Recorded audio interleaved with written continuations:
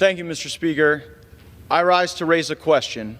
What was the secret side deal on Ukraine? That was Florida Republican Matt Gaetz on Monday, addressing the Speaker of the House, Republican Kevin McCarthy, in an open session. House Democrats and President Biden have said that as Speaker McCarthy was asking Republicans to vote for a continuing resolution so as to avoid having to take the Senate's plus up in Ukraine money, that the Speaker of the House was actually cutting a side deal to bring Ukraine legislation to this floor with President Biden and House Democrats. So let me get this straight.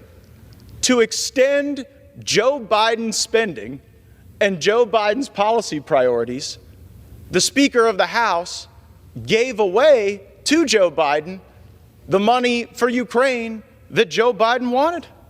It is going to be difficult for my Republican friends to keep calling President Biden feeble while he continues to take Speaker McCarthy's lunch money in every negotiation.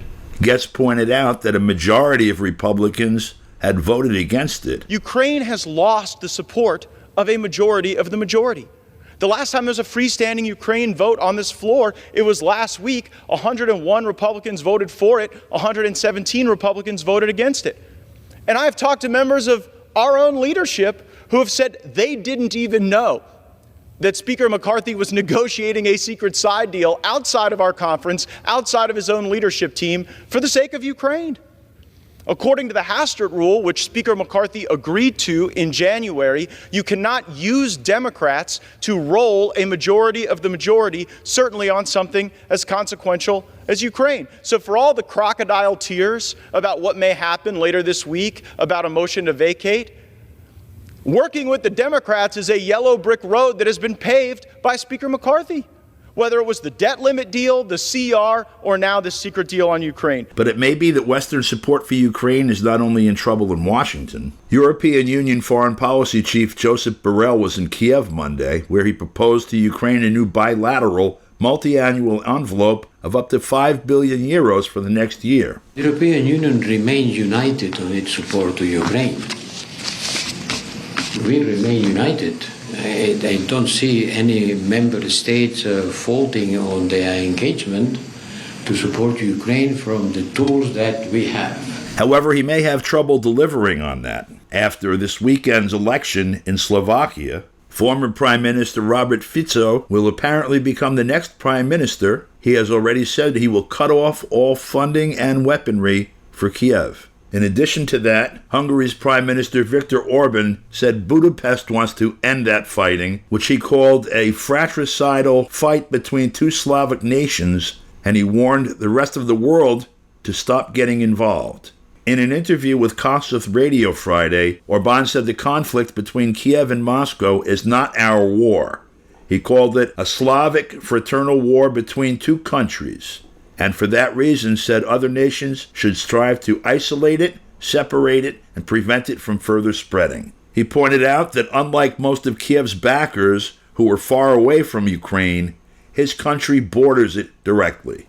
He noted that while tens of thousands die, the front lines remain stationary, and he said there's a constant danger of other nations being affected by the conflict. Earlier this month, Orban predicted that, quote, the deterioration of the economic situation in the West will force countries to stand up for peace, closed quote, and he said they would urge Kiev to negotiate with Moscow. Meanwhile, it appears that the German foreign minister, Green Party member Annalena Baerbock, said she envisioned the European Union growing to extend from Lisbon to Lugansk, the latter of those now being a part of the Russian Federation after last year's referendum. Russia's foreign ministry spokesperson Maria Zakharova replied that Russia would have to join the EU for Baerbock to fulfill her promise. Speaking at that Kiev meeting on Monday, Baerbock had insisted that the future of Ukraine is in the EU, in our community of freedom, and soon the EU will stretch from Lisbon to Lugansk. Lisbon is the capital of Portugal, which is along the western edge of the European Union. Lugansk is the main city of the People's Republic of Lugansk, which officially became part of the Russian state last year, when it joined with the People's Republic of Donetsk and Kherson and Zaporozhye regions to join the Russian Federation. At that press conference in Kiev on Monday, Ukraine's Prime Minister Kolyeba seemed not bothered by any of these events at all. I would like to say to all of those who try and create this feeling, who want people to believe that there would be some kind of Ukraine fatigue, some kind of weakening of support to Ukraine. I would like to say to all those people, this will not happen, because we find solutions in all situations. And Putin would like the West and the whole world to feel that war fatigue and to give up support to Ukraine and to stop providing resources. But although he has used a lot of resources in order to reach that goal, cooperation still is on. Now, you may hear noise and rumors, but I support the standpoint that says that Russia is a threat to the whole world.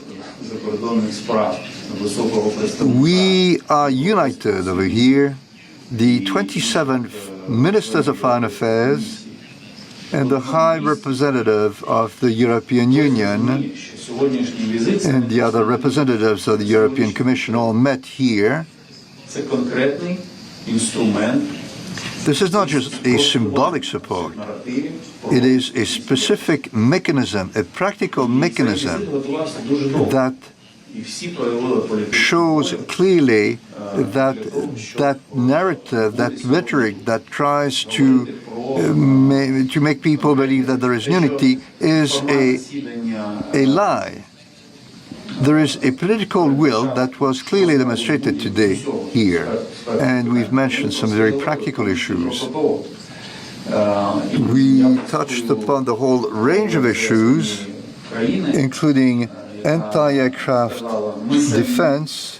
I'd like to support the Minister of Foreign Affairs for one of the European countries who said, and I'd like to quote her, "We leave no stone unturned in order for Ukraine to obtain those new anti-aircraft defense systems so that they can go through winter in security, live winter in security." And would like to call on all European Union members to support this initiative. And I think that cause was heard. For KPFK, I'm Don DeBar.